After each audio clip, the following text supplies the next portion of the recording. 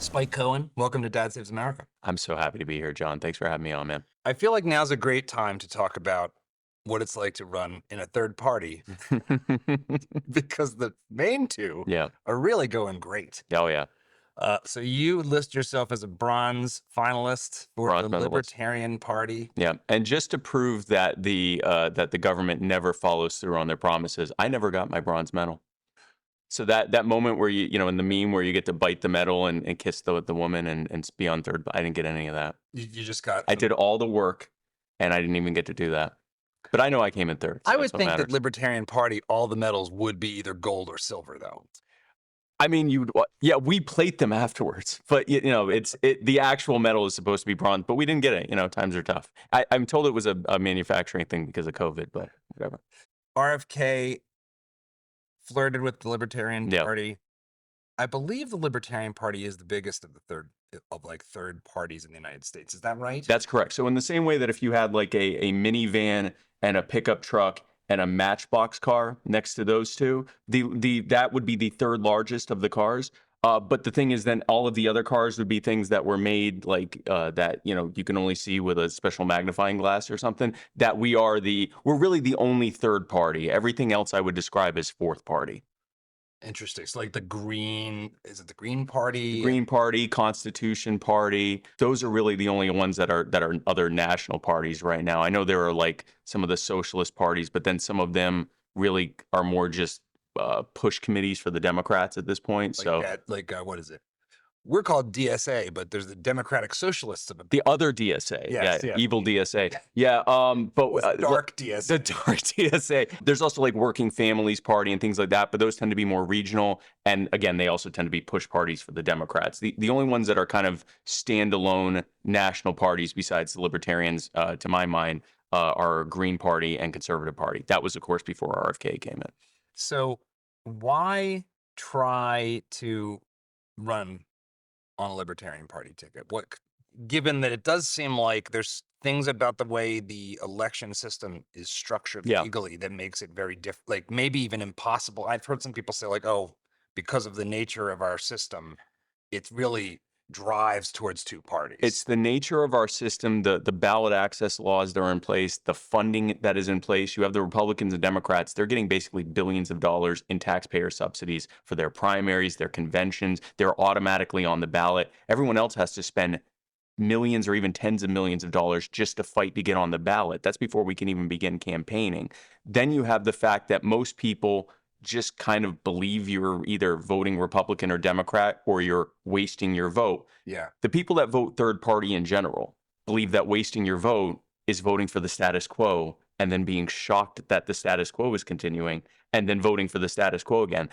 The reason I would say to run as a libertarian is if you are a libertarian, philosophically a libertarian, if you believe in non-aggression and private property rights and individualism, then you run on what your values are. And you are giving another option to voters.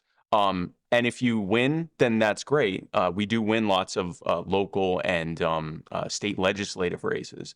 And at some point, we hope to grow to a point where we're winning statewide and federal elections. But in the meantime, we're giving a viable option. And we're often just speaking to the remnant who already recognize something is wrong, don't want to vote Republican or Democrat, and maybe they're willing to look at us and not just vote for us, but maybe join us in spreading the message. Okay, I'll keep this quick. Be sure to hit that like button, subscribe to the channel, and ring the bell so that you won't miss more Dad Saves America as our videos come out each week. And it also really helps us because when we reach out to guests, they look at how many subscribers there are to decide if they want to come on and share their ideas. So please subscribe to the channel. It really helps us out. And thanks for watching. Now, back to the show. There has been a little bit of a clown show aspect to the Libertarian Party. No. You know, where it's like, is that Vermin Supreme guy yes. in New York? Is he actually running on? Is he being taken seriously? So, is that just in your? Do you believe that that's just kind of because it's so much smaller and it's just outside the mainstream, so to speak? Yes. Like, what accounts for that? Yeah. So there is a video right now of Donald Trump motorboating Rudy Giuliani in drag. I've been to multiple libertarian conventions, state and national. I've never seen anything that insane. the reason that people will focus on those things that happened, the guy that stripped down to his thong back in, I think, 2016. By the way, he got immediately pushed off stage. Like, that wasn't like we were happy about that. When Vermin Supreme decided to do his satirical run as a libertarian, and again, he didn't get the nomination. He's a dear friend of mine, but we didn't give him the nomination. The reason those things get the attention is we don't have the policies we've passed, the laws we've passed, the elections, the big elections that we won. So that's the most sensational thing that happens. During the 2020 campaign, one of the biggest news items that happened during the campaign that I was on was when my running mate, Joe Jorgensen, got bitten by a bat. And we were just happy for the attention. Honestly, it actually got a bump in the polls from that, and an increase in our donations that came in that week. But the bottom line is, if there's nothing else we can say, we can't say we passed this, or we appointed this person to the Supreme Court, or we were able to do this. Those are the things that they're going to pay attention to. So it's not that we're any more or less buffoonish than anyone else. We are equally buffoonish to everyone else. It's that we don't have the other things that the media can talk about. Also, the media is looking for that angle of, these third parties are kind of a waste of time. And so they're already naturally drawn to that anyway. You call yourself, before we were starting, we were joking about this, suspected Jew Yes. or alleged Jew. You play with your... I may be Jewish, yes. You may be Jewish. Classic tribe's name. Yes. What's that all about? What's being Jewish all about? No, the suspected. Oh, it's just yeah. It started with. In fact, I think I briefly told you about this. There was a joke, a parody account of Nick Fuentes, who was saying that he was going to debate me, and he said, "I'm debating confirmed Jew Spike Cohen." And a lot of people thought it was real. And so I bought into it because I am naturally a troll. And so I'm like, yeah, and I'm going to destroy you and all that. And it reached a point where when I got to the Libertarian Convention, there were dozens of people there waiting for the debate that was going to happen. And so when he said, confirmed Jew, I put confirmed Jew. And then it just, over time, people are like, I don't know, I'm not sure if you're a Jew. I'm like, yeah, good point. So now I change it to alleged Jew, suspected Jew, possible Jew. So it's just been a fun thing I've been doing. Is there any truth in the concern about white supremacy and anti-Semitism on the right? Yeah, but there always has been. But there's also anti-Semitism on the left. There's anti-Semitism amongst libertarians. There's anti-Semitism everywhere. There's hatred and collectivization of people everywhere. And I don't want to focus just on anti-Semitism because that's just one of many different examples of malignant collectivism. The reality is, when you aren't looking at yourself first and everyone else as individual human beings, you start kind of collectivizing people. And that may not even necessarily be, it may not initially come from a bad place, but inevitably, if you're saying I'm group A, these people are group B, C, D, E, F, whatever, inevitably, when a person in one of those groups does something bad, even if you're not trying to, you're still going to start assigning it to that group. And of course, on your side, when someone, in your group that you've created for yourself does something bad, you go, well, that's that person. And so only good can come from your group, and only bad can be, it's not even necessarily only bad can come from that group, but when bad does come from that group, from someone in that group, then you're going to kind of assign it to that entire group. And so you have this collective blame. Well, collectivization of anything is terrible. Collectivization of farmland's a great thing, right? We need farmland. Collectivization of farmland is the great leap forward, and tens of millions of people die, or the Holodomor in Ukraine, and where millions of people died. That's what collectivization does. Instead of allowing individuals to thrive as individual human beings and work together as partners working together towards something, instead it forces people into something they didn't want, and terrible things are going to happen from that. Why? Why is that? Yeah, for the person who hears this, yes, and isn't familiar with history, who's never heard of what happens when you do this, yes, because our schools don't teach anything. That's other correct. Than the Nazis were bad. That's which is, I mean, at least they got that part right. Yeah. But they were also like free enterprise right wingers or something. Of course, yeah. But why? What's your understanding of the reasons, the underlying reasons why seeing the world through the lens of sort of groups, class, as Marx would see it, yeah, tribe, Yeah. Why does that end up being bad? Isn't that our nature? We're tribal creatures. We evolved in groups. It's sort of built into the cake of humanity, right? So to some extent, it is our nature. It also serves us poorly. Maybe at some point it served us well. You know, when we were hunter gatherers and our tribe was essentially an extended family, right? And we're, trying to protect our scarce resources that we just hunted and gathered from this other family that shows up nearby. Then maybe it did serve us for the first 100,000 years of our existence. Well, that's not us now, right? Like we are now living together in this industrialized, information-laden age with increasingly non-scarce resources because of any attempts that we had to get away from that. Like when you look at all of industry, when you look at all of free enterprise, it goes away from collectivism and towards individualism. Human beings are motivated by incentives. And so when you have an incentive structure that says you're going to get what you're going to get regardless of what you do or don't do, why do? Why do more? If you're told you can work as hard as you possibly can and you're going to get every bit as much as someone who's done nothing, well, just from a calories in, calories out survival perspective, our lizard brain is saying, I'm doing nothing then. I'm going to make sure that I make it out through this. And especially as a result of that, the resources get more and more scarce, people do less and less. So we're actually going against what we would naturally do, which is to try to produce more to fight that scarcity. We're doing the opposite, saying, I'm not going to expend. There's less and less to have. So collectivism is a perverse incentive structure. When implemented as policy, it ends up turning into a perverse incentive structure that encourages failure. If instead you model it on when you succeed, you're going to reap the benefits of that.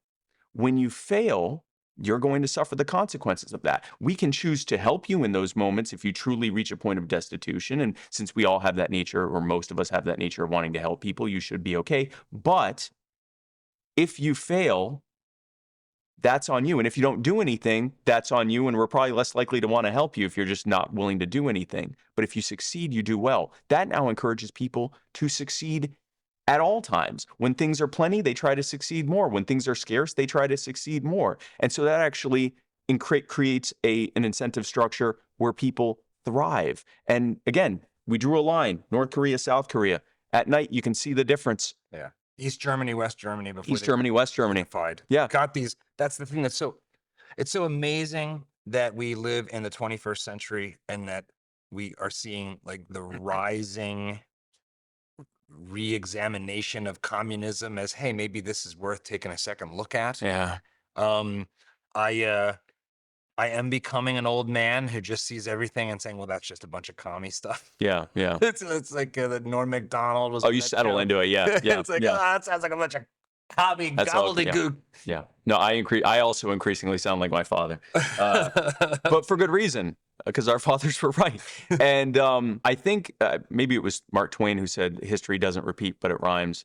I'm sure it was someone else at this point, but whoever said that, I think the reason that history rhymes is because a lot of people just don't read.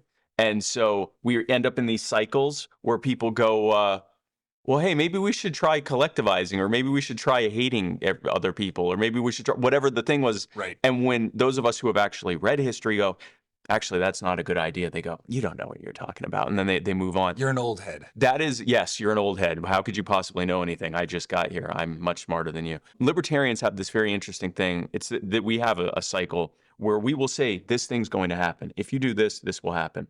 And people go, oh, you're insane. You're just a bunch of libertarians. You don't even win elections. That guy danced naked on stage. What are you talking about? And we go, no. If you look at the numbers we have here, if you do this, this will happen. We did this a lot during COVID. And people will say, oh, no, that's not going to, you have no idea what you're talking. And then it happens. And everyone goes, we had no idea this was going to happen. And we go, yeah, okay. So anyway, this next thing, if you do this, this will happen. They go, you're insane. And it continues. It's the fun of being a libertarian. I recently caught up with Catherine Mangu-Ward from Reason, and I've been inclined to sort of mock those who like to claim that, oh, we've been living in this like laissez-faire America since 1980 Yes. when Reagan and Thatcher across the pond, Yep. and it's the neoliberal revolution. Yeah. She did point out something that I think is true, which is that there was a kind of, you could say, libertarian consensus that held in the aftermath of, I think, the inflation of the 70s, and the Cold War Yeah. and the fall of the wall, which was free trade is good. Yep. Stable money is good. So just printing money to pay your bills and letting prices go out of control as a result, not good. Yep. And that, essentially, free enterprise does mostly work. Maybe it needs to be regulated here and there, Right, but it yeah. mostly works. It was sort of the neoliberal, it's called like the Washington Consensus. Yeah. We can thank Milton Friedman for a lot of that. Him and his crew helped to kind of mainstream that idea into not just into the public discourse, but into DC culture for quite a bit of time. Yeah, it is interesting actually in thinking about that. Yeah, I guess in a certain sense, there was a kind of libertarian victory that happened. There was a victory of sorts.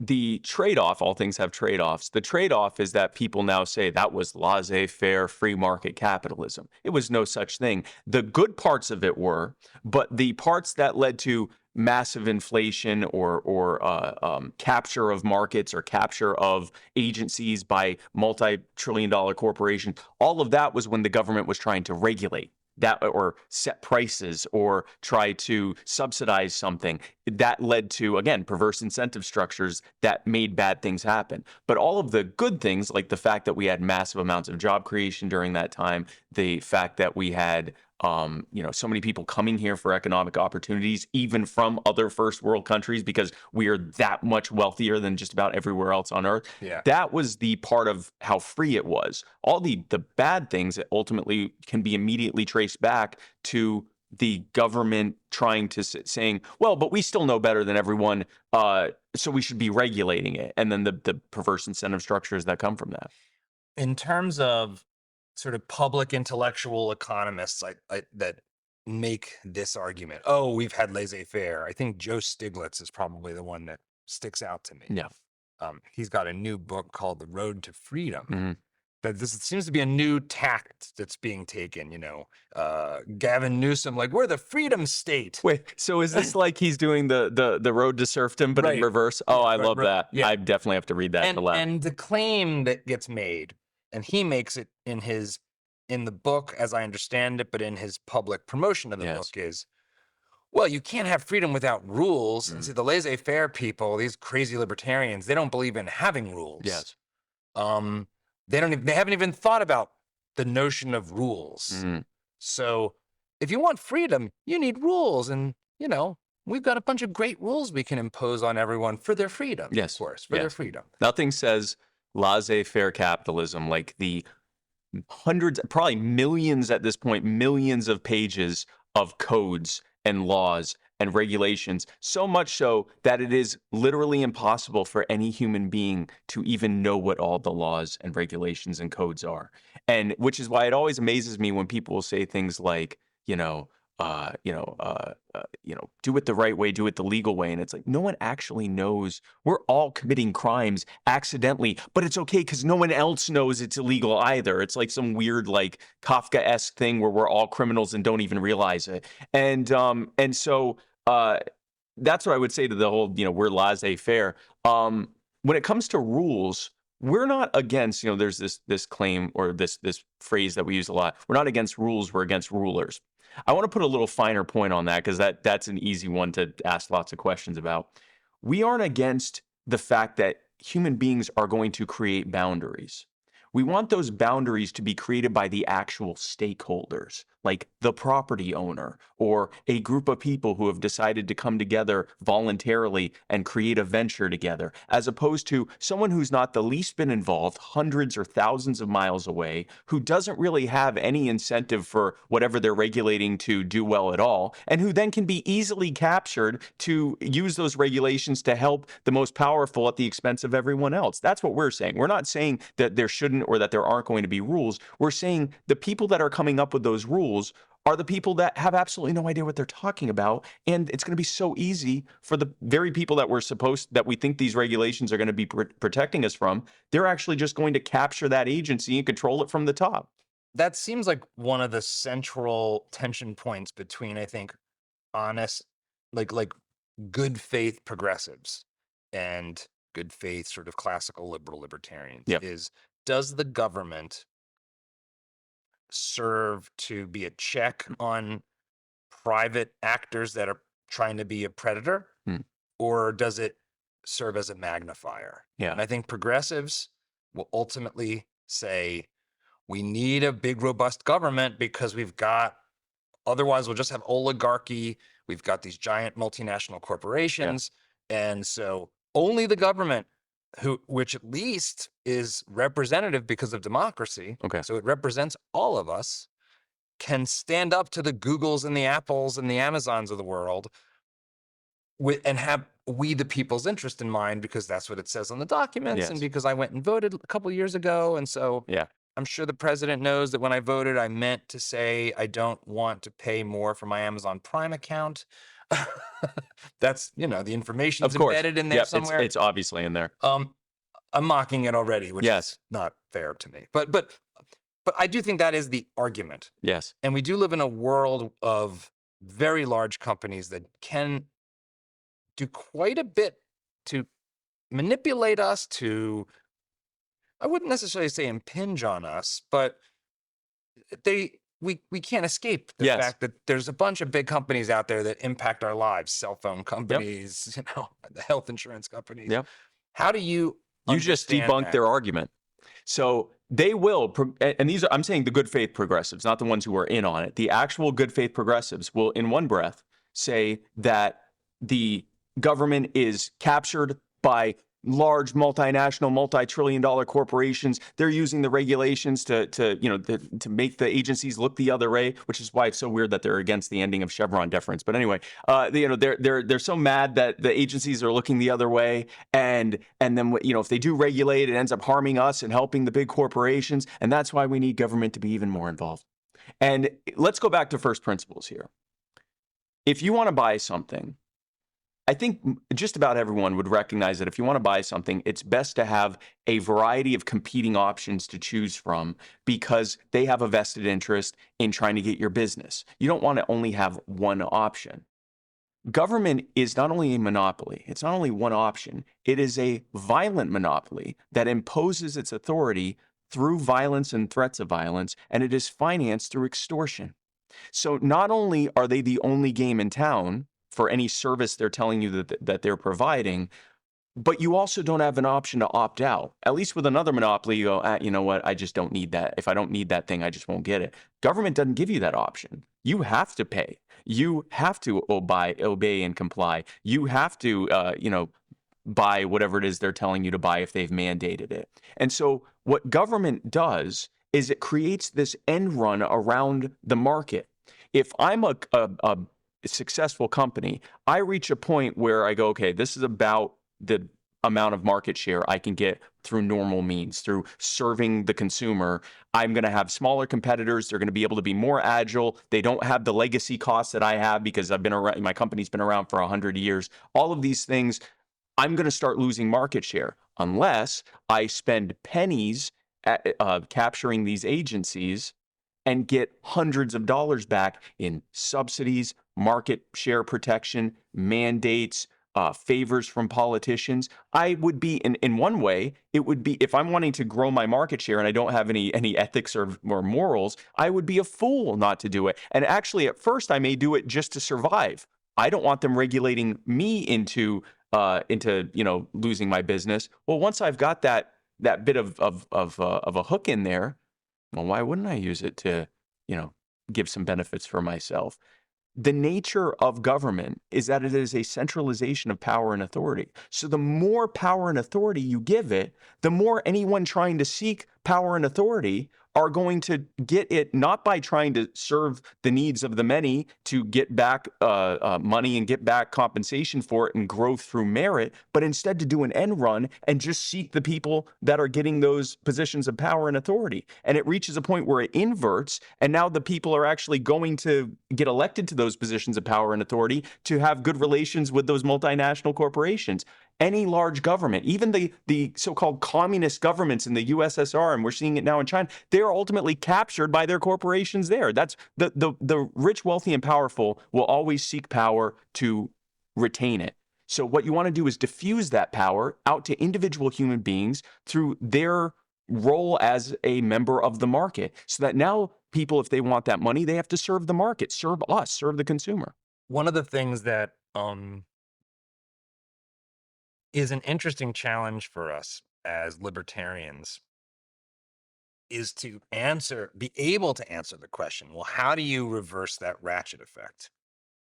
Because it is the case that so long as there's that central authority, that ring of power you can grasp for, people are going to grasp for it. Yeah.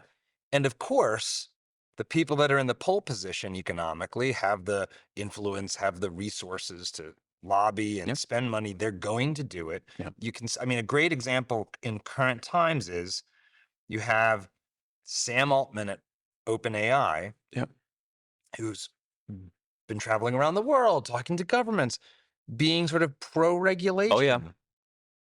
If you're attuned to this kind of stuff, you're like, why do I think the regulations that will come out of what Sam Altman is talking about will make it harder for his competitors, of course, to create new large language models and sort of entrench his system? Mhm. And then he'll be too big to fail, which ends up sort of protecting it even more. So I think it's incumbent on us to be able to say, not only as critics, that's all bad, but some mechanism by which we can start to unwind that or constrain it. How do you think about that challenge? Well, first of all, we have to educate people on this. And I know that's like not a satisfactory answer, because if we could just educate people about it, then we'd already have won, because we know this and we're out sharing it. But we have to figure out how to actually reach people with the fact that this doesn't work. And, you know, we get frustrated because our mindset is, and you have you ever heard of the theory of diffusion of innovation or diffusion of ideas? I'm not sure. So lay it on. What it basically says is that, you know, people, if you created a bell curve, it would say that there are, you know, when a new idea is being spread, or even an idea that's been around for a while are being spread, you can kind of lump people into a handful of different groups. It's actually many more than that, but it basically comes down to, you and I are the, and of course everyone listening to this, are the innovators and the early adopters. We're the people that are coming, when we see a problem, we either say, wow, I'm going to fix this, I'm going to figure out how to fix this. Or we are the ones who say, wow, this is a problem. I'm going to look around and see like who's coming up with the best ideas, and I'm going to start telling people about it. So we're the ones who are kind of at the beginning of that bell curve. Then you've got the early majority. These are people that when they see a problem, they go, oh, wow, this is bad. I wonder if anyone's talking about ideas. But they don't necessarily go in and like look into all the details of it. They just look like, what am I hearing the most? Okay, that's probably the best idea. Can they say it's going to work? So their main concern is, do I have a reason to think this will work? Then you got the late majority, which is bigger than the early majority. They're the ones that go, what's popular? What's everyone else saying? I'll go with that. Right. And then you have laggards who they may just stay in their old ways, and that's fine because they're a relative small percentage of the population. I'm generalizing this a lot to make a point. Sort of like the innovator's dilemma. It might be part of this model. Yeah. Yes, exactly. It is incumbent upon us to figure out how to get the early and late majority out. How do we show that people that this actually does work? And how do we show them that this is popular by getting that other group of people on board? The first thing you have to do is demonstrate that you care about the same things they do. This is something that, and I say this as a libertarian. Yeah, I know. Yeah. So we do this. I'm laughing because, you know, if there was some kind of score for the percentage of Asperger's in a population. Oh, we are. Yeah. This would be on the higher side. Yeah. No. Which is another way of saying, like, not high on empathy. Yeah. Yeah. Yeah. We are fiscally conservative and socially autistic, and that's okay. The thing is, as someone who's more than likely somewhere on the spectrum, I come from an age when they just said something was wrong with him, and they just let him figure it out for himself. When our mindset allows us, when we do hear of some terrible thing happening, we have less of an emotional reaction to it, which allows us to hyper focus on the thing, what's causing this. We get frustrated with other people when they get so, like during COVID. Yeah, we also were concerned about that. we also may have been worried that we're going to get it, or worried that, a vulnerable loved one was going to get it or whatever. But we're also watching the most ridiculous first recommendations and then forced guidelines that, okay, well, in order to deal with this virus, we're going to impose the conditions of cold and flu season. Everyone has to stay inside their poorly ventilated homes and venture outside only to get the basic necessities at Walmart, not at, the smaller store we shut down, but at Walmart, where everyone else is also. But if you stay 6 feet apart, you totally will be fine. And then go back to your poorly ventilated homes. That's why cold and flu spreads during the cold months. It's not because it's cold, it's our behaviors. So we're looking at that and going, you're making us do the stuff that'll make it spread more. Everyone else is saying, the experts have spoken, you're going to kill my grandmother if you even question it. And that frustrates us. And it should. Yeah. The problem is we don't then, very often, I won't say all of us, very often, instead of trying to connect with folks and saying, no, we also care about this, it's important to us, which is why we're addressing it, we call them morons. And that may be an earned thing that we've called them, but it's not like they went, oh, I'm a moron. Well, now I definitely want to hear what you have to say. Before I thought you were killing my grandmother, but then you called me a name, so I'm definitely going to hear it. It's not all our fault, but there is such a thing as they don't care what you know until they know that you care. And I think we're wired in a way that we skip that part. We actually just care what you know. And if you don't know anything, then we don't care anymore. We don't actually, when someone demonstrates they care about us, that might almost turn us off because we feel like we're being pandered to. Most people aren't wired that way. And so a lot of the work I do is in trying to be the bridge between us and normal people. We call them normies because they are normal people. They're the normal. We're the weird ones, and that's okay. Weird is where all the great stuff comes from, but we have to bridge that gap. We have to talk to people who think normally. Most people are not ideological neocons or socialists. They're just hearing people who pretend they care about them. So we need to actually care about them, show that we care about them, and then we can start talking about our ideas. This is a great place to talk about your organization and some of the work that you've been doing, because I think one of the reasons why I was excited to talk to you is that it's one thing to be excited about abstract ideas and economics and, run for quixotic third-party politics. Tilt at the windmill, yes. I was Sancho Panza in that race. Scream at the clouds. Yep. But you've started an organization that actually says we're going to make a real difference in very specific people's lives. We're going to exercise our individual agency. Yeah. Which is a theme of this show. Yeah.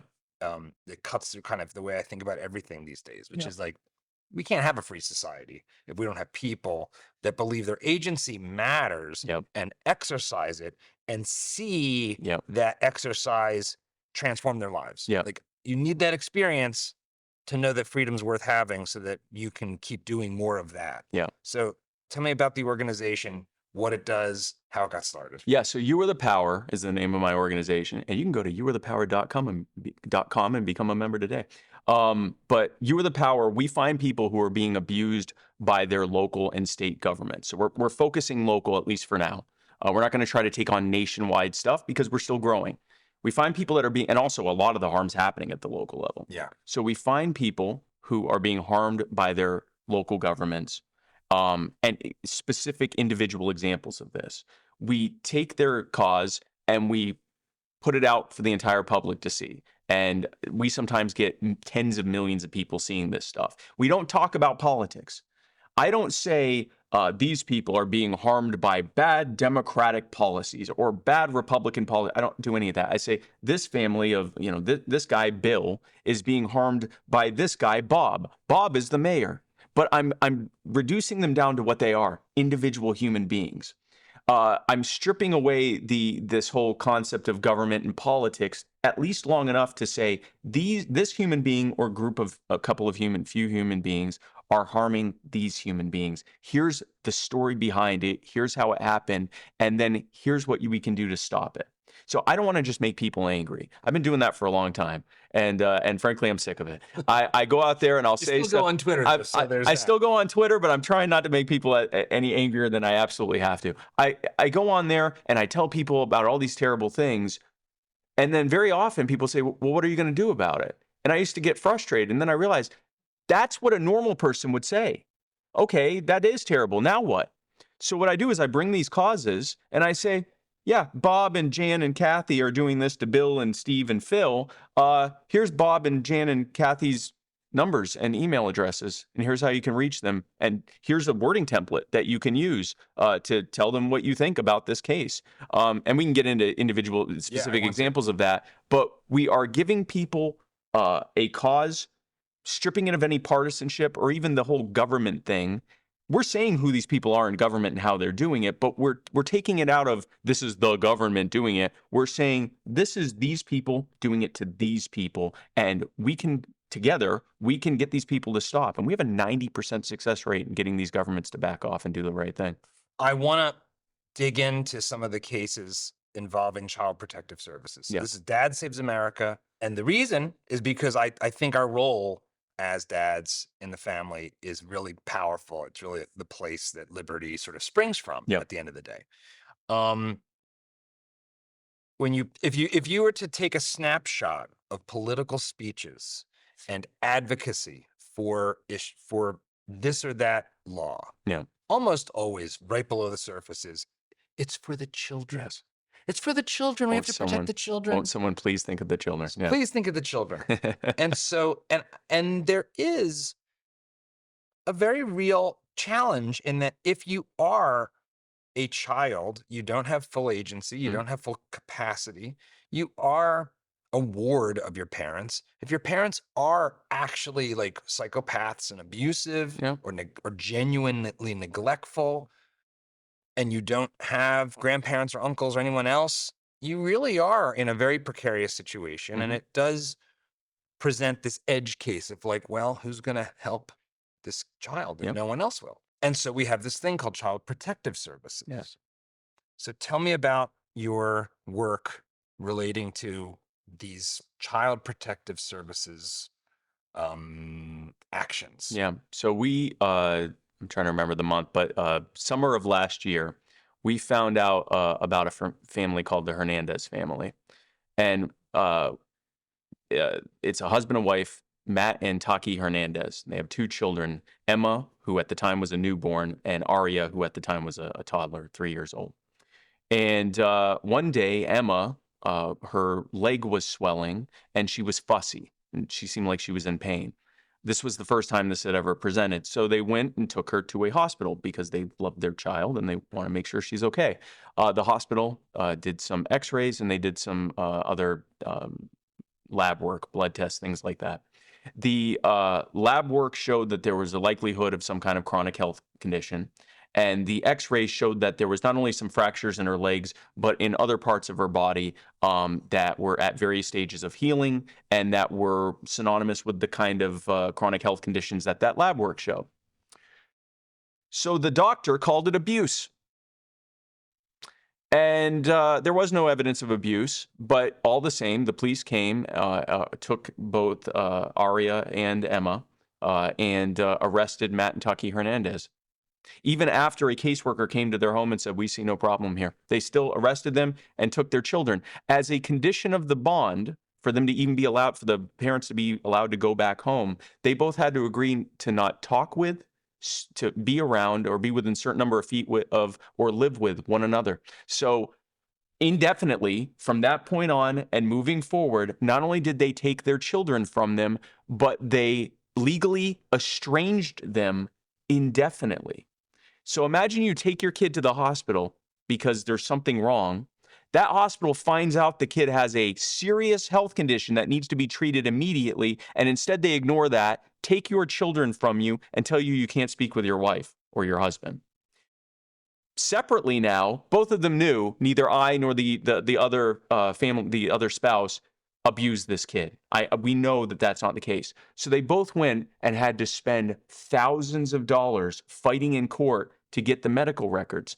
The state didn't want to give it to them. It's called the Division of Family and Children Services. It's their version of CPS. They fought to not give them the records. When they got the records, they saw why they fought to not give them the records. All the evidence showed that it was a chronic health condition and there was no evidence of abuse. And they said, well, that's great. We'll go to court. We'll go to the family court. We'll show it to the judge. The judge will go, oh, this was a big misunderstanding. And they'll give the kid back. The judge wouldn't allow them to admit that evidence. They wouldn't allow the medical experts that they hired, who were actual experts on these conditions, to testify. Instead, the judge took the testimony of a doctor who was not there, who was not familiar with those health conditions, and who said, whose only evidence, brought no evidence, no paper evidence or anything else. Their evidence was, well, in these types of cases with fractures, they statistically tend to be abuse. And when one of the parents' lawyers asked him for the source of that statistic, he went, oh, you can look that up on the internet. And so based on the strength of that evidence, the judge ordered non-reunification. The children who were already in foster care were now essentially permanently in foster care, with the idea that they could be placed for adoption. That would be the next step, would be to order a severance of parental rights and placing them for adoption. We found out about this case. We vetted it thoroughly, because if someone came up and told you this, you'd be like, well, no way, right? So I want to, let me just, I'm kind of seeing red. So let me just try to. Let's all just take a moment to put myself in the, I don't consider myself a journalist, but let me try to ask a couple questions here. Sure. So, all right. The young girl, the toddler, how old was she again?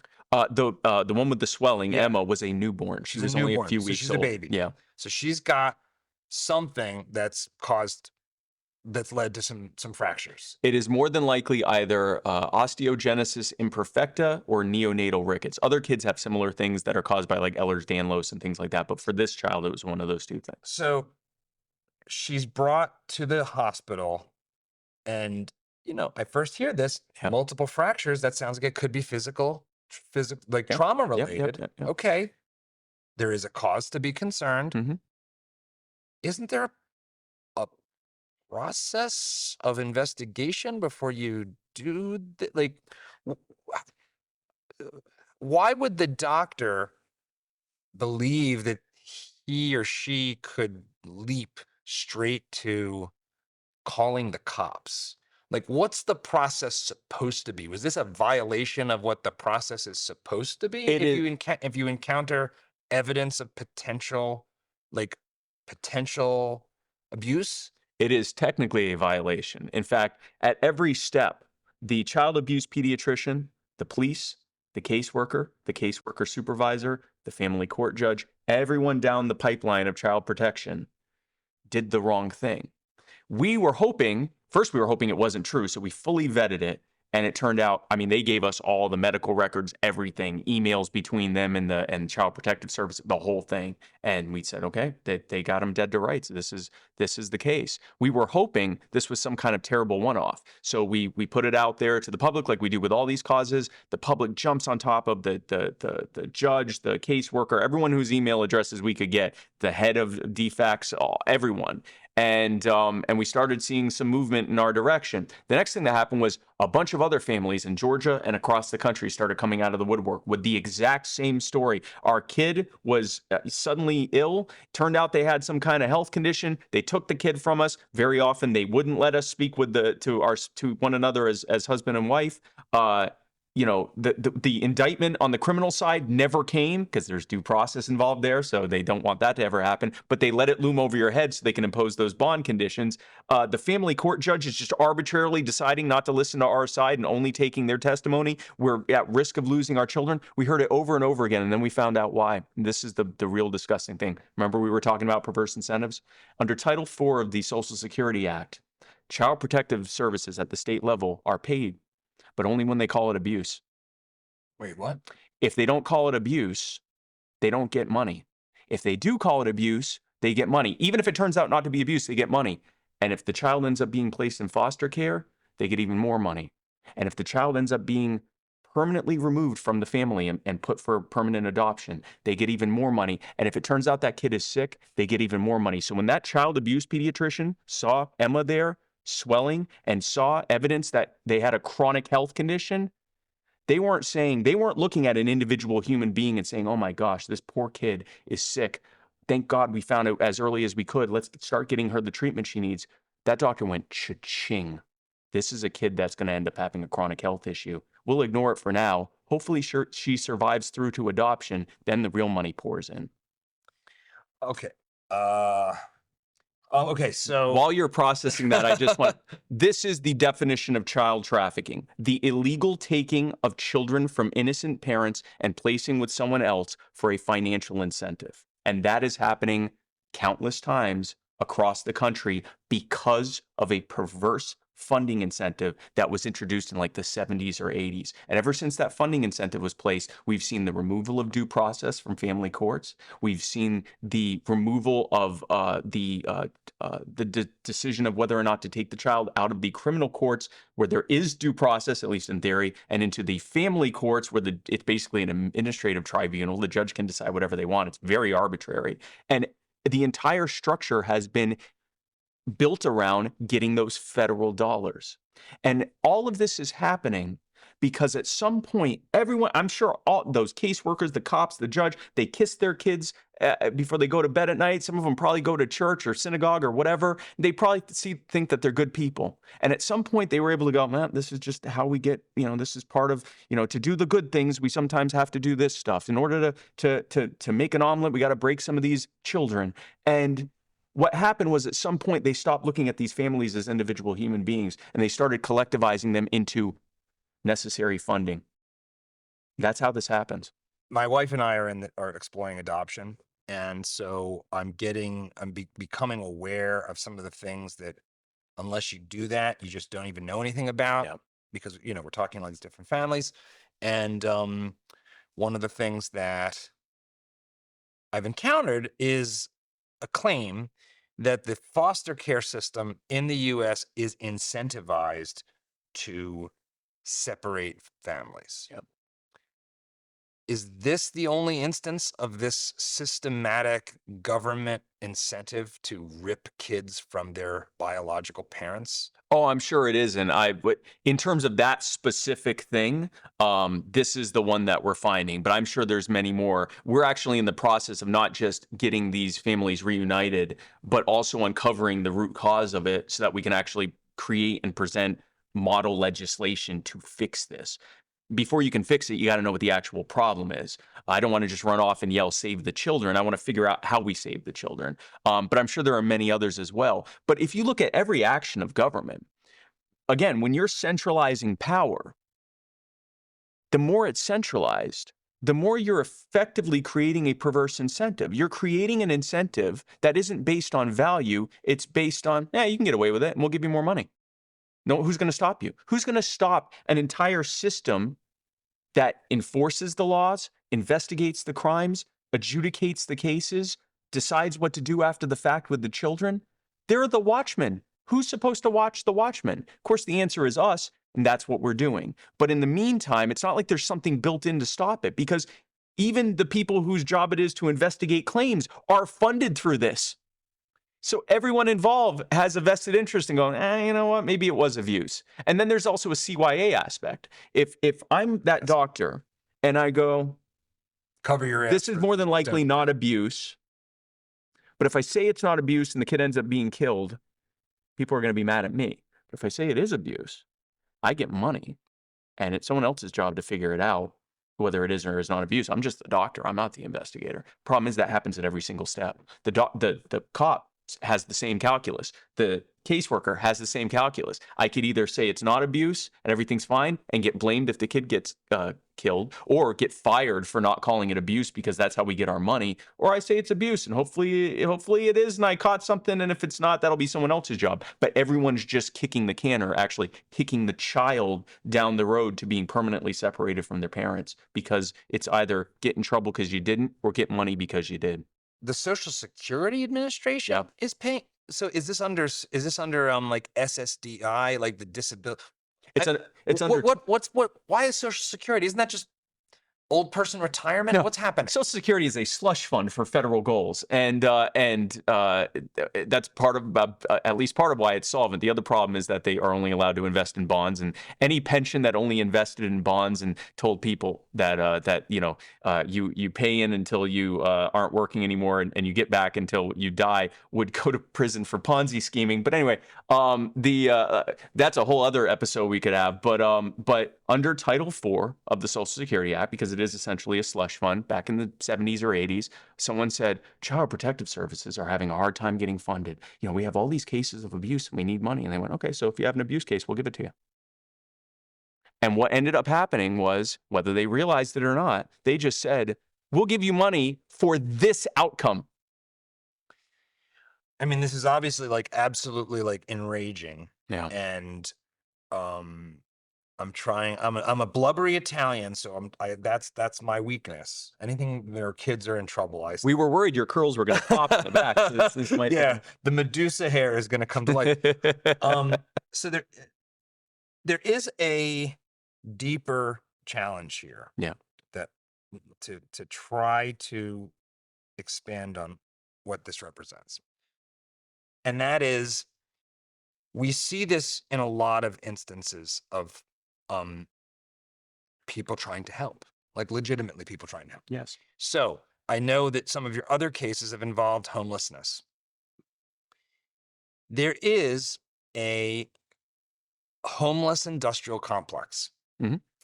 And I've produced a documentary with the Independent Institute called Beyond Homeless that touched on this, and we've done a lot of other work in this space. So I'm not an expert, but I'm more familiar with the issue and what that means. Homelessness industrial complex is you have networks of nonprofits, staffed overwhelmingly by people who truly care about the issue. They care about their community. They're not making massive amounts of money, but they are now working inside an organization that has a payroll, that has rent and has obligations, and they now have, perversely, a certain amount of incentive for the problem not to go away. And then the government gets involved. Let me tell you how that looks. We had a couple of charities reach out somewhat coincidentally at the same time in different cities. One was in Gastonia, North Carolina. One was in Columbia, South Carolina. And another one was in West Virginia. And I'm at the moment forgetting the name.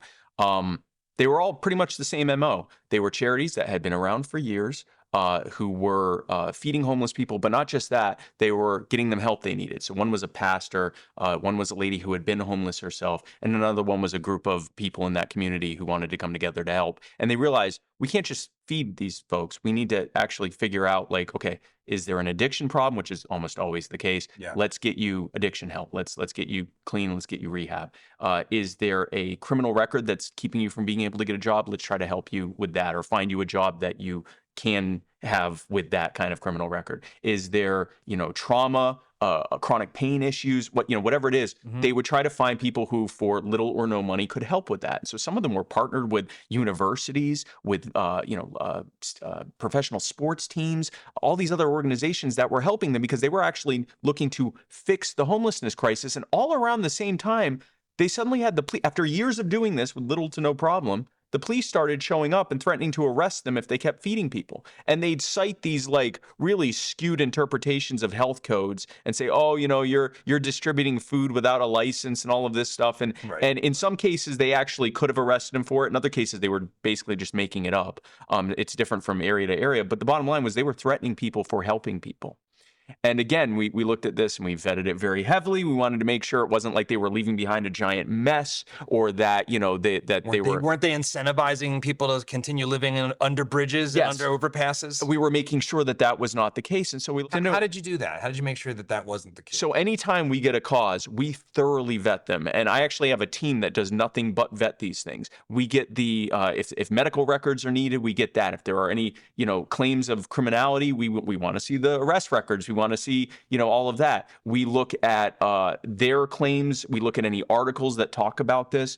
In the case of these charities, we actually talked with some of the other organizations and some of the people in those neighborhoods. What's your opinion of what's happening there? Everything we were getting back is, this is great. We're glad they're doing it. We have no idea what, we had no idea the police were giving them a hard time. We don't know why that would even be happening. Then we found out why. You're going to be shocked to discover that it was that the government was creating these contracts, these partnerships with NGOs and charities, the people you were talking about, to deal with the homelessness crisis. Well, I can't convince you, the voter, to let me take tens or hundreds of millions of dollars from you to fix the homelessness crisis if other people are doing it for free or for only voluntarily raised money. They're doing it and it's not going to cost you a penny in taxpayer money. So they were shutting out the competition. Again, violent monopoly. And so that was an easy one. We put that out to the public. Everyone jumped on these officials. We actually showed up to their city council meetings. And there was one that went viral of me talking to the Columbia City Council and saying, I don't believe for a second that you guys are the sociopaths that would be, that you had the psychopathy and the sociopathy required to actually individually go up to these people and threaten to hurt them for helping people. You somehow convinced yourself that this was your job. Well, if this is your job, it's objectively evil and you should quit right now. I don't think that's your job. I think your job is to respect each and every one of us as an individual human being and back off and let people feed people. Within a matter of days, it was over in all 3 cities. As soon as there was light on that, they backed off. They're still spending the money with these NGOs and whatever, that's fine. But they stopped threatening the people who were voluntarily helping people. I believe under Bloomberg's reign as mayor of New York City that he was prohibiting the distribution of food to homeless people because it had too much salt. That's a new one. It's too sodium rich. This is unhealthy. Throw all that food in the trash. Wow. Yeah. I know when I see a homeless person, I think, man, I hope their blood pressure is okay. That's my immediate concern when I see We don't get them on statins first. Yes. You can't let them have everything bagels because, that was a captured opportunity that they gave up. They could have let them give them the food and then said, but we have to mandate that they're all on statin drugs. And Big Pharma would have been thrilled. They would have been out there, giving them the I don't think you inject statins, but they would have been giving them the statins. But so what happened is, and this is also part of what it is that we do, they get away with this stuff because it's politically expedient to do so because people don't know, especially at the local level. These towns are used to having maybe one person show up to the city council meeting and complain about a pothole or something, or have that one family show up and say, please stop destroying us. But no one else is there. They're the tree falling in the woods. No one is hearing it. When we have thousands or tens of thousands, sometimes hundreds of thousands of people all emailing them, calling them, blowing up their voicemails and their email inboxes, mentioning them on social media, and they're all saying the same thing. We know what you're doing in this case. It's wrong. Treat these people like human beings. Do the right thing. Back off.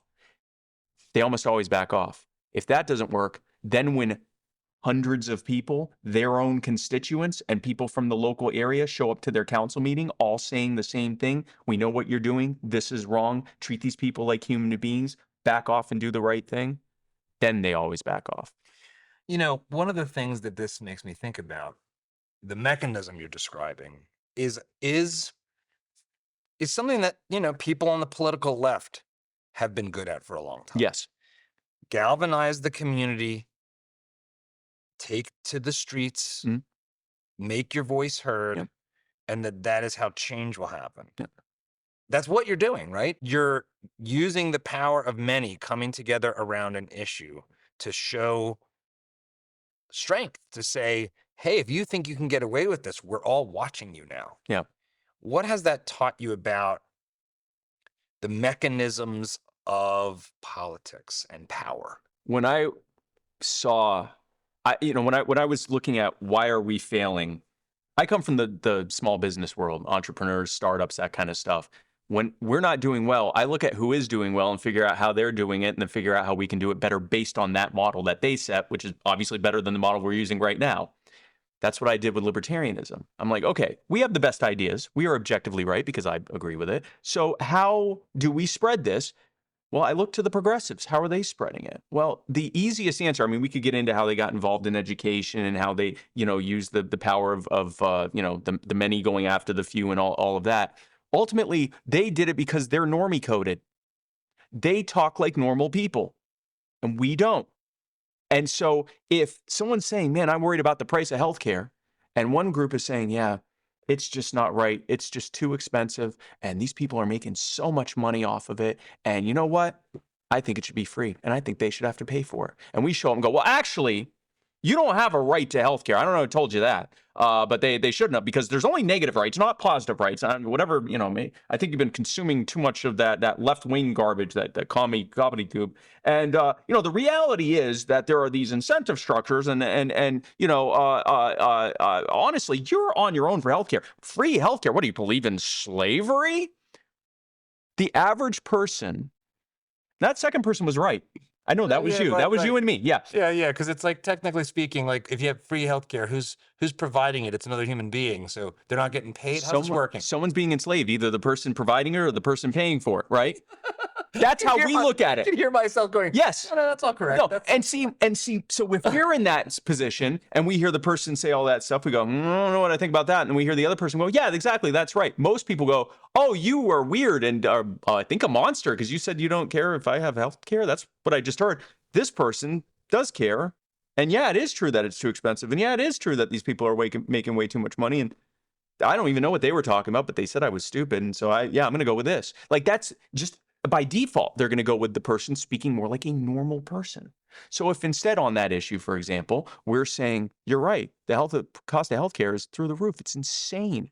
We're paying more money per taxpayer per patient, more taxpayer dollars per patient than almost any other country on earth. And then we're paying something like 3 times that out of our pocket. It's insane. And yeah, these corporations are making bank. These providers are making bank. The insurers are making bank. And there are fewer and fewer smaller practices. They're all being sopped up by these major corporations. And it's getting harder and harder to get good health care. And these politicians do not care about us. And the reason for that is because the regulations that are in place were put there to make them wealthier at our expense. And we need to get rid of those regulations. We need to drastically reduce the cost of healthcare by getting the lobbyists out of the politicians' pocket, by removing their power and getting rid of all those regulations and red tape that are driving up the cost, and make it so that you are far more in control of the healthcare that you're getting and the cost of it.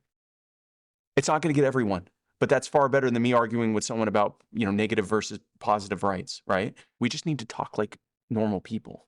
And the first way people talk with people is go, I care about you and I care about what you care about. And we are so weirded out by that because we're not normal. I hate that that's normal. I wish our thing was normal. I'm more of a care guy up to a point. I will admit. Everyone cares, but like everyone processes things with some combination of intellect, intuition, and emotion. We tend to be, generally speaking, a little bit higher on the intellect, a little bit lower on the emotion, but not as much as we pretend that we do, but way lower on the intuition. We very often are not picking up on social cues, and we're suffering for it. It's not the only reason that we're not doing well. There's all sorts of other things, but we could do well to recognize that most people are far more social in terms of like consensus seeking and looking to that consensus, and do these people care, and a lot of things that make us almost laugh or weird us out. That's how they are. So what we're doing with You Are the Power is we're saying, here's something everyone agrees on. It's this terrible thing that's happening. Here's who's doing it. Here's how you can reach them. And we're going to be doing it too. Oh, here's another case. Here's another case. Come join us at You Are the Power, at youarethepower.com. And we can become a member. You'll find out every time one of these things are happening, so that instead of getting upset about it, you know that we finally found another case that you can help put an end to. And all along the way, we're saying the same thing over and over again. This is happening because we have way too much power in the hands of way too few people.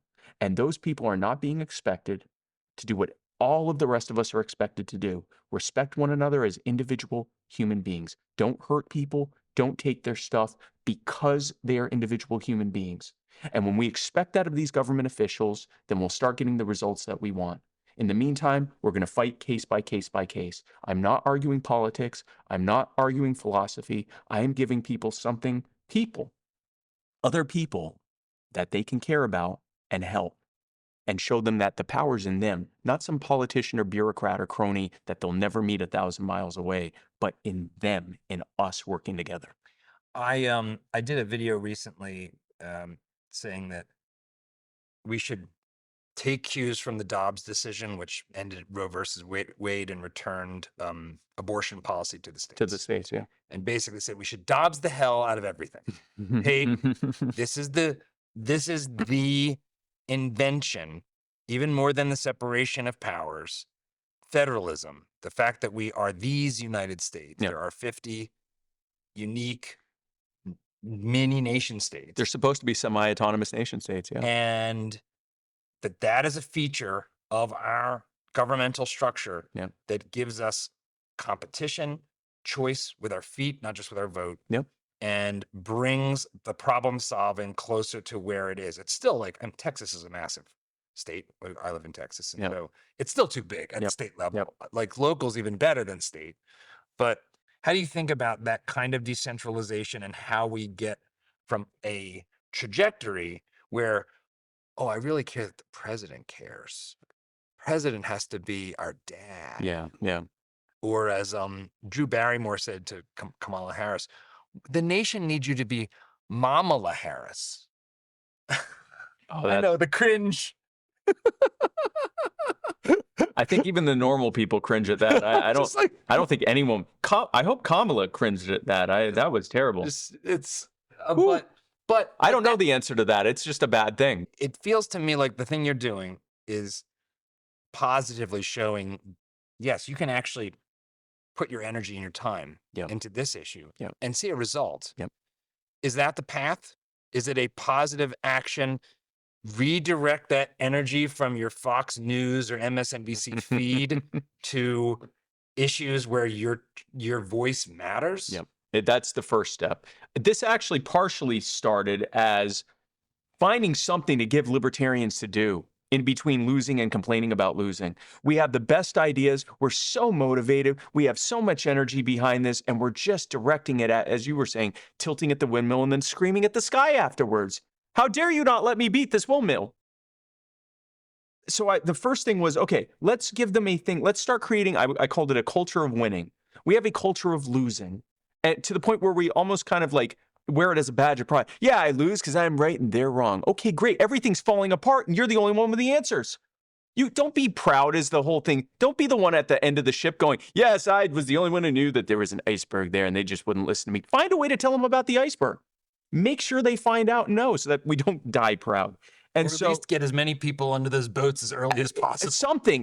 Do as much to ameliorate the damage as possible. If you're the only one that gets it, then it is incumbent upon you to tell others, if only for your own sake. They're going to ruin it for you too. So I create this thing. I say we're creating a culture of winning.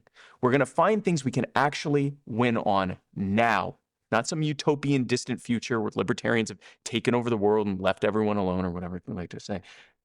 Right now, here's a family that's being torn apart. Here's someone who owns a small business and the local city council is using eminent domain to steal it from them because, they want, one of them has a competing business or whatever. Here's someone with here's one that would make you mad. A family whose great-grandfather was living with them. And the town planner showed up to approve, it's a very small town, to approve something with their construction that they were doing on the property and went, who's this? They said, oh, that's our great-grandfather. And they said, he can't live with you. This isn't a multi-family dwelling. And they said, this is our great-grandfather. And he said, that's not immediate family. It's too far removed. He has to go into nursing care, 98 years old. Turns out that this is happening all across the country. Perverse incentive. They built all these state-run nursing care facilities. No one wants them. So they're finding old people to, yeah. Anyway, it's so like I'm kind of I'm kind of sad that I invited you onto the show. But here's why you should go back You're to raising not my regret. blood pressure. Here's why you should go back to not regretting that I'm on the show. When we find these things, we win. That man, Joe Wood, is still living with his family because we got them to back off. And we expose people to the reality of what's happening. This is what we do. We're giving people things they can win on, but we are showing an underlying message. Win you are disrespected as an individual human being, you will always suffer more. You will be less happy. You will be less prosperous. You will have less harmony in your communities, and there will be more division. You will be less free. Everything will be worse. The outcomes will be worse because by its nature of not respecting you as an individual human being, it allows them the ability to harm you in ways that they wouldn't have otherwise. Conversely, when we are respected as individuals, human beings, we are more prosperous, we are more happy, we are more free, we are more harmonious, and so we should always move towards that. I call it the principle of human respect, and it's what we do at You Are the Power. That was going to be my next question. On the website, human respect is the Yep. sort of subhead. Yes.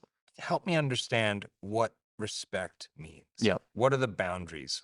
How do I know I'm showing someone respect? So I'm referring to the fact that you are respecting the fact that each person is an individual human being.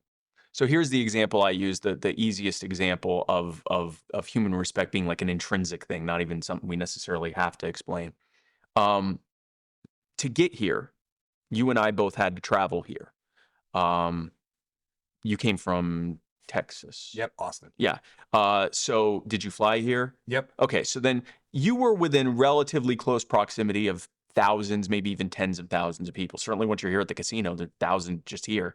I came from Myrtle Beach, South Carolina. I came into contact with tens, maybe even hundreds of thousands of people to be able to come here. And for both of us, the vast majority of those people, virtually everyone, we'll probably never see them again. Or if we do, we wouldn't know it. We have no idea who they are. We have no idea what their motives are, their intentions are, what kind of person they are, or anything else. And yet we probably both felt a relatively reasonable expectation that we would safely make it here. None of those people would harm us. The reason for that, and all of them more than likely felt the same way too, there is this sort of intrinsic respect for individual human beings to individual human beings. It's not that if you stopped any one of those people and started talking with them, you might hate them. You might not like them at all. You might never want to talk to them again, but you still wouldn't hurt each other because you respect one another as individual human beings. The only people who don't have this intrinsic respect, or they learn to set it aside so they can, have ill-gotten gains, these are the people we call sociopaths and criminals and politicians. These are the people who don't respect people as individual human beings. This is something you almost don't have to say. And when you first hear it, you go, yeah, of course, that's the nature. But yet most people have this set aside where we don't have that expectation of human respect when it comes to how the government treats us. The government is just people. Let's say I'm a politician. Let's say I'm, the mayor or the governor. If I walk up to you individually, point a gun at you, say, give me half of what's in your wallet, I'll give some of it back to you if I think you deserve it. But that's up to me. And things are going to be bad if you don't give me that money. You might fight me. You might shoot me back. It is Texas. You might run away. You might call for help, or you might give me the money because you can't get to your gun soon enough and you just want to live and half my money, fine, whatever. But at no point do you go, this might be a good arrangement. I think we need this for a civil society to function. I mean, without someone like this, who's going to make the roads, get paved and all of that? How are we going to fix the potholes? You're going to recognize it for what it is. I didn't respect you as an individual human being. I was harming you. I violated you. But if I then, as governor, go up and say, people of Texas, I have great news. I have this new plan that I'm going to introduce to the legislature, and it's going to provide you with everything that you need. But only if you need it. I'm not just going to hand it off to everyone. I'm not going to pay off freeloaders. I'm going to give it to you if we decide that you need it. And I have a panel of experts who are going to decide if you need it. And of course, there is a new tax that will pay for this. And I don't even have to say the threat of what's going to happen if you don't pay it, because everyone already knows if you don't pay your taxes, life's going to be rough. Even the people who will object to that new plan are still not going to look at it at the same way that they would as me walking up and robbing you with a gun, even though what I just did is exponentially worse. I just did it to everyone in that presumed jurisdiction of Texas. I didn't just do it to one person, but just about everyone, except for us, the non-normal ones, they have this set aside of human respect. They go, well, in order for civil society to function, you got to have this government that's kind of imposing itself. No, if that government wants to be legitimate, it needs to respect us. More to the point, if the people that make up that government, the individual human beings that make up that government, want to be legitimate in their functions, they need to respect us as individual human beings, just like we would expect of everyone else. If we get to that basis, if even a large minority of the public at its core just wants to be respected as an individual and sees no difference between armed robbery and a new plan with, the funding that it's going to require, we're going to be in a much better place. Because now it doesn't matter who gets elected, Libertarian Party, Republican, Democrat, whatever. If now an increasing number of the people are saying, I don't care what party you're in, I want you to leave me alone because I want you to respect me as an individual human being. If you want to enforce laws against harming me, that's fine. I don't want your help because I know what it is. It's a scam. You're robbing me and you're robbing other people too. And you're centralizing power, which creates perverse incentives. And I don't want that either. That's how we get to freedom. We're not going to vote our way out of freedom, at least not initially. We're going to have to educate and empower people out of freedom. Get them away from this black-pilled, everything's terrible, find the collective you're going to fight with and fight everyone else. Get away from that. All that does is centralize power more and more and more. So what I'm doing with You Are the Power, and what many others are doing in their various ways, are going in the opposite direction, saying the power needs to be decentralized, and we need to realize how much we should trust ourselves and our loved ones and our neighbors and our partners more so than a bunch of politicians. I think that's a beautiful description. At the heart of it is a very simple radical libertarianism, right? A kind of non-aggression principle. Yep.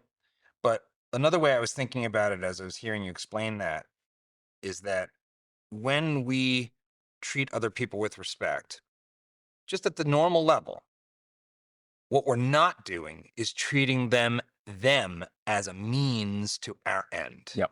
We are not treating people as instruments. Yep. That, I haven't really quite thought about this quite like this before, but that does feel like what is at play. If I respect you, there's an equality that, you could say it's the golden rule. The golden rule can Yep. get broken pretty easily. If Yep. you Yep. like harming yourself, then I guess it's okay to harm The whole others. thing falls apart. Yeah. Yeah. Well, that's why there's like the platinum rule: treat others the way they want to be treated, as opposed to how you would treat. That hopefully gets rid of the sadist dilemma. But I think this notion that exploitation, Marx talks about labor is exploited by capital. But I think why that still resonates in the aftermath of 100 million dead bodies in Marxist regimes in the 20th century Yep. is that we do know what it feels like when we are being used Yep. for someone else's end. Yes. And the difference, as a libertarian-minded person, between being in an employment environment where, I'm part of a division of labor inside of a firm. They didn't hire me for the sum total of my humanity. They Yep. hired me because I'm going to provide a service. So I am kind of a means to an end. Yep. But we had to come to agreement that we had to. So the respect comes in the explicit agreement. Yep. In those kind of circumstances, Yep. we're going to come together. You've got employees. They're coming together. They are means to the end of your organization, but they are willing means. And it seems like that's one of the things that's so fundamental is you can't really have respect when you exploit others against their will. Like then you are seeing them as a cog in a machine. Yep. You are treating them as either an obstacle or an opportunity. And, that's what happens even at the local level. That can happen. I mean, that's why we're focusing on the local level, because we can win a lot more easily. It's a lot easier to stop a city council from doing something, or even a state level agency from doing something, than the federal government or something. But the other thing that we're doing is we're showing this is not a Washington, D.C. problem. Your neighbors who might live in your same block or subdivision and who got elected to city council, they might be doing this too. And at some point, it's not even that they wake up. It's not like your neighbor at the city council is waking up and going, what evil can I inflict upon the citizens of this fair city today? They're waking up and saying, well, I got to do my job. I mean, I watch at these city councils. Someone will show up and say, you're destroying my life. Please stop. And these city council people, they're drinking coffee to stay awake. This is, you want to talk about the banality of evil? Go to a city council meeting or a county council meeting, zoning board meeting, whatever. These people it's so mundane. It's so monotonous. They're barely awake. It's it's a kind of domain specific mindset, right? It's like a Milgram experiment. Oh, I'm at the dais now. I have been. There is a transformation that takes place, because we live in a small sort of city within the city. So my wife and I actually have been pretty active in Yeah. local Yeah. politics, and I've volunteered on the community economic development committee, Yep. things like that. Yeah, yeah. Mostly to be like, no, don't do any of that. No. Stop. There's nothing you can do to help Yes, the local yes. businesses during COVID other than let them run. Yeah, just let them. What can we do? Let them open. That would don't do help. anything. Yes. Yeah. But you see it. One of the things I've noticed in those experiences, watching it, is we love to talk about that profit and that financial incentives Mhm. are corrupting. But I'll tell you, it sure seems to me like actually getting paid for something is the least worst of all the reasons to pursue an end. Yeah. Because the local volunteer politician, they're pursuing something that seems far more morally corrupting, which is prestige, power, authority over others. It's that busybody thing Yep. that I get off on telling other people what to do. Yep. And that makes getting a paycheck seem absolutely angelic in comparison. So there's two aspects to this. Everyone is motivated by enlightened self-interest, right? We are first and foremost, most people anyway, the vast majority of people are, how do I secure what I need and what my loved ones need? So even if like your main concern now as a father is your kids, that's still a form of self-interest. Those are your kids. You aren't most concerned about all children across the world. You're concerned about your kids because they're your family, they're your progeny, they're what are going to last after you're no longer here. So that's a form of self-interest as well. That's how it's supposed to be. So we look at the incentives. Are the incentives built around you succeed when you're serving and helping others, or is it you succeed when you're imposing yourself on others? The more centralized power and authority is, the more the incentive is for the financial incentive and the self-interest incentive is for empowering yourself over others and imposing yourself on others instead of serving others and providing to others and being a part of a voluntary cooperative thing with others. So right off the bat, to say the problem is greed is to say that the problem is that you want to be able to afford your groceries. Is that greed, that you want to have enough money to afford your groceries and that you want the groceries to be affordable, a price that you can afford? No, it's your self-interest. You want it to be that way. That's not greed. Or if it is greed, then greed is good. Either way, whatever it is, that's our natural thing. So the thing is to get the model away from you do best when you're imposing yourself on others and decentralize that power to the individual as much as possible so that now your power and everything comes from serving others. The other part of that is those of us who actually just want to impose ourselves on others, the petty tyrants who become not so petty tyrants.